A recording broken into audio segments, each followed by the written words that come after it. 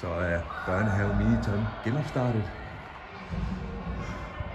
Der er gang i den herinde.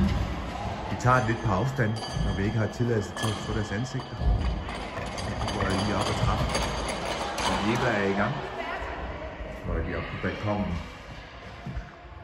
Det er jo ikke sikkert, at vi har tilladelse til at vise deres ansigter, børnenes ansigter. Det skal man respektere. Vi tager den lidt på afstand med. Her er vores gamle brugte hal fra 1951 med palisanter oppe i væggene. Stort set uforandret i al den tid. Der er ikke lige råd til kommunen at sætte den i stand. Vi har bare bedt om en halv time til et nyt gulv, som virkelig trænger, men det bliver ikke til noget. Her er de så. Det er det første hold. Der er 2 hold hver tirsdag formiddag for byens eller for kommunens børnehaver. Leger, springer, hopper, kaster, griner, løber, rammer ikke, og hvad Eva nu ellers kan finde på.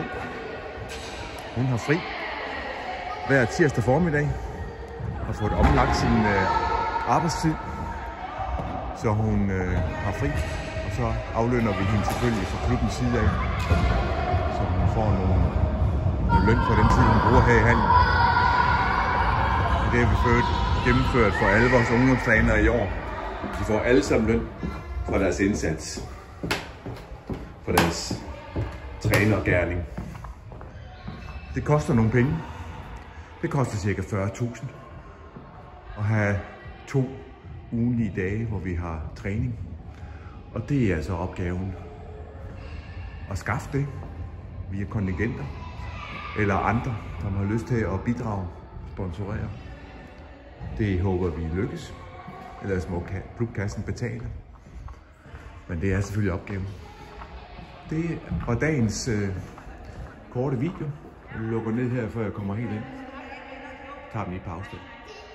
Hej!